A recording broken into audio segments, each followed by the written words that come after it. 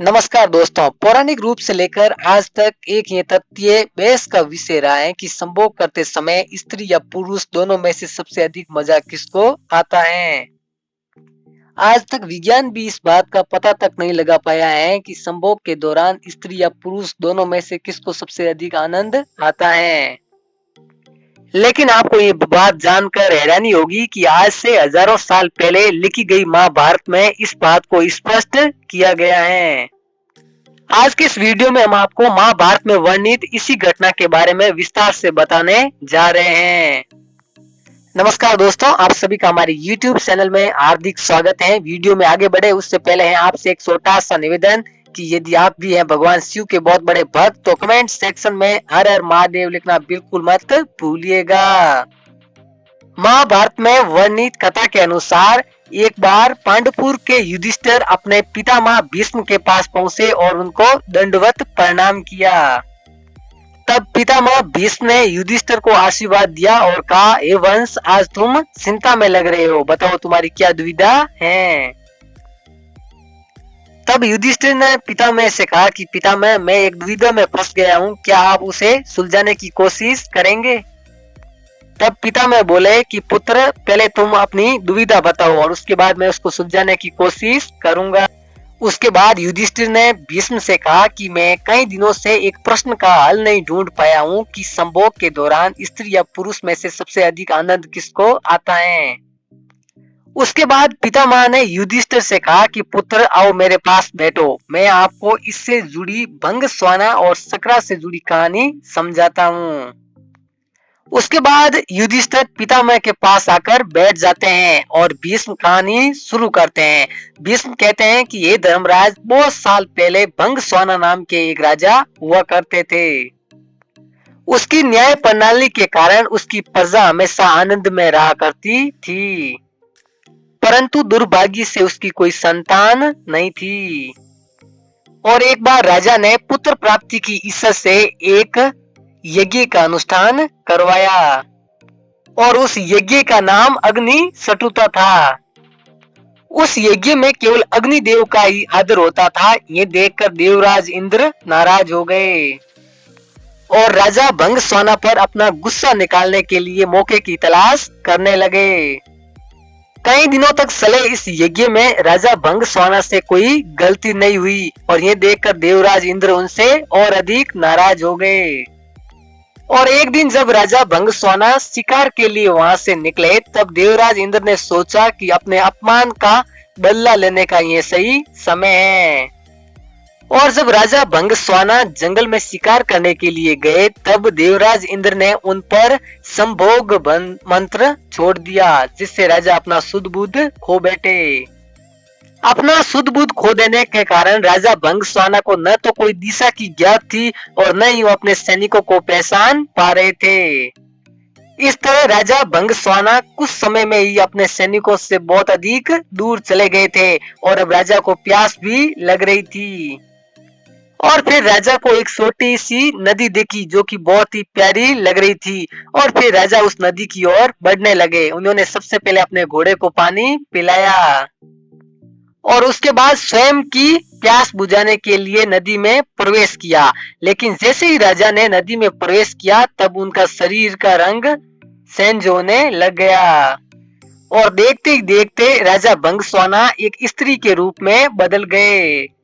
और उसके बाद राजा भंग स्वाना को अपने आप पर शर्म होने लगी और वो जोर जोर से रोने लगे। राजा को एक बात बिल्कुल भी समझ नहीं आ रही थी कि आखिर उनके किस कर्म के कारण उनको ये सजा मिल रही है। और उसके बाद राजा भंग स्वाना ने मन ही मन ईश्वर को याद करना शुरू कर दिया और उन्होंने कहा, हे प्रभु, आपने ये कैसा अनर्थ कर दिया, मैं इस रूप को लेकर कैसे अपनी प्रजा के पास जाऊंगा।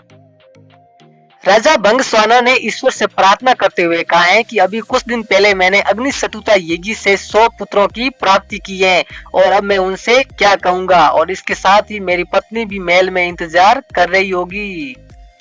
राजा भंग स्वाना ने ईश्वर से विनती करते हुए कहा कि ये ईश्वर, आपने मेरे राजपाट के साथ मेरा पौरुष भी खो दिया। काफी देर तक ईश्वर से विलाप करने के बाद वो राजा भंग स्वाना अपने महल की ओर धीरे धीरे बढ़ने लगा।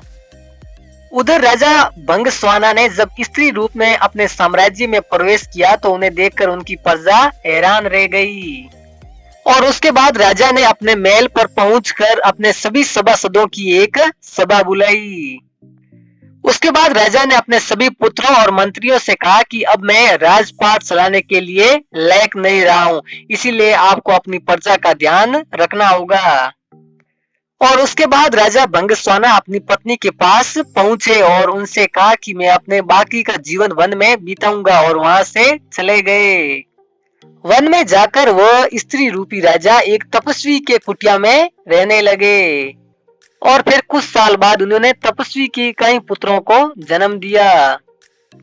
और जब वो बड़े हुए तब राजा भंगस्वाना उनको लेकर अपने पहले वाले महल में चले गए। अपने महल में जाने के बाद राजा भंगस्वाना ने अपने पुराने पुत्रों से कहा कि जैसे ही तुम मेरे पुत्र हो वैसे ही ये मेरे बेटे हैं। और उसके बाद राजा भंगस्वाना के सभी पुत्र एक साथ रहने लगे।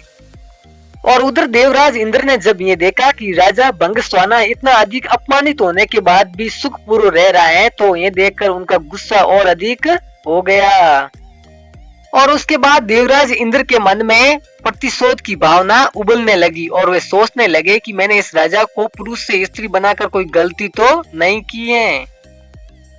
उसके बाद देवराज इंद्र ने एक ब्राह्मण का रूप धारण किया और राजा भंगस्वाना के महल में पहुंच गए। राजमहल पहुंचने के बाद देवराज इंद्र ने भाइयों के बीच फूट डालने के लिए उनके कान भरने शुरू कर दिए। कुछ दिनों के बाद देवराज इंद्र की ये योजना सफल हो गई और राजा भंगस्वाना के सभी पुत्र आपस में लड़ने लगे। और देखते ही देखते सभी ने एक दूसरे को मार दिया। लेकिन जब इस बात की खबर राजा भंगस्वाना को लगी तो वो बहुत अधिक गुस्सा हो गए। और पुत्रों के वियोग में राजा जोर जोर से रोने लगे। और तभी ब्राह्मण के वेश में देवराज इंद्र उनके पास आ गए। और ब्राह्मण ने राजा भंगस्वाना से कहा कि पुत्री तुम रो क्यों रही हो। और फिर राजा भंगस्वाना ने उस ब्राह्मण से पूरी की पूरी कहानी बताई। और उसके बाद देवराज इंद्र ने राजा भंगस्वाना के सामने ही अपने असली रूप को प्रकट किया और कहा, हे राजन, तुमने अग्नि कुंड में केवल अग्निदेव की पूजा की और मेरा अपमान किया, इसीलिए जो भी तुम्हारे साथ हो रहा है ये मेरी वजह से ही हो रहा है।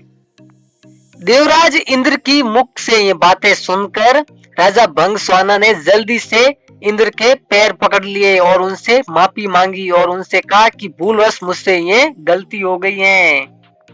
राजा की ये बातें सुनकर इंद्र को उन पर दया आ गई। उसके बाद राजा इंद्र ने राजा भंगस्वाना को वरदान देते हुए कहा कि तुम इन बेटों में से एक पुत्र को जीवित देख सकते हो। और फिर राजा भंगस्वाना ने कहा कि ये इंद्र, आप ऐसे कीजिए कि मैंने स्त्री रूपी रूप में जो बेटों को जन्म दिया है उनमें से एक को जीवित कर लीजिए। ये सुनकर राजा इंद्र हैरान हो गए और फिर राजा भंगस्वाना से इसका कारण पूछा। तब राजा भंगस्वाना ने इंद्र से कहा कि ये इंद्र, स्त्री का प्रेम पुरुष के प्रेम से बहुत अधिक होता है, इसलिए मैं अपने कोख से जन्मे पुत्र का जीवन दान मांगती हूँ। राजा भंगस्वाना की ये बातें सुनकर इंद्र बहुत अधिक खुश हो गए और उन्होंने राजा भंगस्वाना के सभी पुत्रों को जीवित कर दिया। और उसके बाद राजा इंद्र ने स्त्री रूपी राजा भंगस्वाना को पुरुष रूप में परिवर्तित होने का वरदान दिया। लेकिन स्त्री रूपी राजा भंगस्वाना ने इंद्र से कहा कि ये इंद्र, मैं स्त्री रूप में ही खुश हूँ और अपने जीवन के अंत तक स्त्री रूप में ही रहना चाहती हूँ। ये सुनकर राजा इंद्र ने भंगस्वाना से कहा कि तुम पुरुष बनकर अपना राजपाट नहीं संभालना चाहते। तब राजा भंगस्वाना ने राजा इंद्र से कहा कि बिल्कुल भी नहीं, क्योंकि संभोग के दौरान पुरुष से भी अधिक आनंद स्त्री को मिलता है, इसलिए मैं एक स्त्री रहना चाहती हूँ। और ये सुनकर राजा इंद्र ने उन्हें तथास्तु कहा और वहां से अंतर्ध्यान हो गए। इस तरह कथा समाप्त होने के बाद पितामह भीष्म ने युधिष्ठिर से कहा कि ये पुत्र, अब तो तुम्हें समझ में आ गया होगा कि संभोग के दौरान स्त्री को पुरुष से अधिक सुख व आनंद की प्राप्ति होती है। तो दोस्तों ये आज की हमारी सच्ची और चमत्कारिक घटना। पसंद आई तो लाइक कीजिए, दोस्तों के साथ शेयर कीजिए और हाँ चैनल पर नए तो सब्सक्राइब और बेल आइकन को प्रेस करना बनता है।